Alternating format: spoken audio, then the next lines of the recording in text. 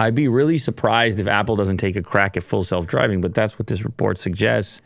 Apple has scaled back its Apple Car project, and the company no longer plans to release a fully self. By the way, I'll give you more reports in the future. It's a very small sample, small sample size. I don't want anyone to go run out and start buying things. Although if you get a Tesla right now, you really can't go wrong because there's a high demand for these things anyway. You should know from experience, Will, you can't stop buying cars. Well, yeah, it makes me want to subscribe to the full self-driving. Well, that's the thing. I don't want people to start doing things based on my one trip to Montreal. Well, you did. I'm influenced. I'm trying to just downplay it a little bit because it's so fresh, right? It just happened for me. There are people out there that were part of the beta way earlier, and I'm sure they have tons more findings than I do about the complexities of it. And they probably have entire YouTube channels discussing where they're finding failures. Mm-hmm. But I just got to give a shout out to the engineers in general, because that's the one thing myself, my kids, we look at the system and you look at the dash and you see the calculations and computations going on and you say to yourself, amazing, achievement, incredibly ambitious regardless. Mm-hmm. So I just want to put that piece. All right. Nice words. Anyway, so in the case of the Apple car, Apple wanted to create a self-driving car without a steering wheel. So we're talking full, level 5 or pedals, but has decided such a plan is not feasible at the current time. The vehicle will have guided driving features that work on highways, but it will not be able to operate entirely on its own at all times. The car will have an Apple-designed custom processor to power AI functionality similar to the Mac, iPhone, and iPad. The chip is equivalent to 4 of the highest-end Mac chips and is nearly production-ready. It'll include a custom array of LiDAR sensors, radar sensors, and cameras, which will be able to provide the car with positioning information, lane data, and orientation compared to people and objects. So it's going to have all the smart things you're looking for. It's just not going to be level 5 with no steering wheel and no pedals. Mm-hmm. Rumors suggested the car could launch as soon as 2025, but it's now expected in 2026 at the earliest, with Apple aiming to sell a consumer model for under 100,000. You know that means they'll never deliver under 100,000. They say we're aiming at.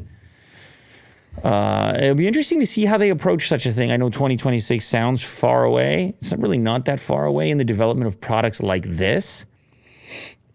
And although I know they've been talking about it since 2014, which then it is a really long time. But they took their time with the phone as well. I mean, it was a different era. Different people were in charge. I'm really curious to see how they would deliver on something like this. Manufacturing, where does it take place?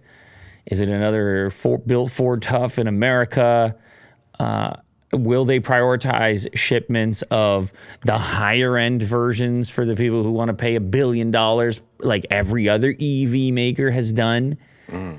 Will they be able to have a different approach? Is their scale and are their pockets so deep that they can deliver something in a way that others haven't been able to? I don't know, Will. Is this a bigger launch than the iPhone, you think? I just had this feeling while I was driving on this road trip that what happens in these vehicles over the next 3-4 years has the potential to feel that way from the public perception. I have gotten so many questions about this thing because I mentioned it to other people that were doing the same trip. I said, well, I want to take the car because full self-driving is there and I want to see how it operates over a long road trip and unusual roadways that are at least unusual to me. And then everybody said, you can't trust that thing, can you? What did you discover? Much like how you inquired. And until you experience it, I feel like. Because your experience got a lot more comfortable once you used the product.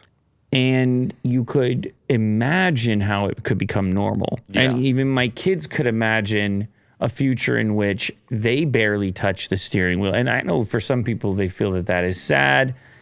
Listen, I think there will continue to be a way to drive a car in the old-fashioned sense. It will just become less frequent in the future. And But the type of questions, the level of, I don't know if I would call it enthusiasm, intrigue, whatever word you might want to use, it does remind me of the early days of the smartphone era, where people were walking around with their first generation iPhones and saying, and it's also a nice camera, and watch me pinch to zoom.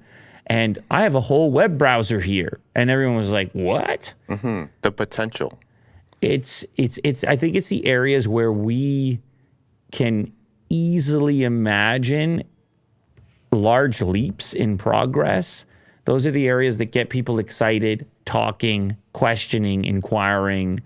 And cars, particularly what's happening with electric cars and what's happening with autonomous driving systems, that seems to be the area that has generated intrigue more so than the smartphone marketplace at the moment.